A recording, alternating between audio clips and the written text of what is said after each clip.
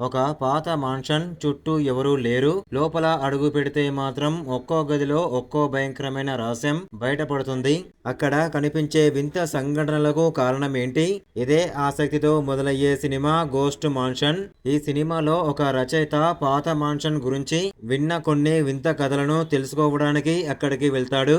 కానీ ఆ ఇంట్లోకి వెళ్ళిన తర్వాత అతనికి ఎదురయ్యే అనుభవాలు ఊహించని విధంగా ఉంటాయి. మొదట చిన్న చిన్న సంఘటనలుగా మొదలైన భయం కథ ముందుకు వెళ్లే కొద్దీ మరింత పెరుగుతుంది. ఆ భవనంలోని ఒక్కో అంతస్తులో ఒక్కో కథ దాగి ఉంటుంది. అక్కడ నివసించిన వ్యక్తులకు ఏం జరిగింది, వాళ్ళ జీవితాల్లోకి ఆ వింత శక్తి ఎలా వచ్చింది అనే ప్రశ్నలకు సమాధానాలు ఒక్కొక్కటిగా బయటపడతాయి. ఈ సినిమాలో పెద్దగా భయపెట్టే దృశ్యాల కంటే వాతావరణం ద్వారా భయాన్ని కలిగించే ప్రయత్నం చేశారు. చీకటి గదులు, ఖాళీ కారిడార్లు, నిశ్శబ్దం మధ్య నివసించే శబ్దాలు ప్రేక్షకుడిలో ఆసక్తిని పెంచుతాయి. ముఖ్యంగా తర్వాత ఏం జరుగుతుందో అనే ఉత్కంఠ చివరి వరకు కొనసాగుతుంది. అయితే సినిమా వేగం కొన్ని చోట్ల కాస్త నెమ్మదిగా అనిపించవచ్చు.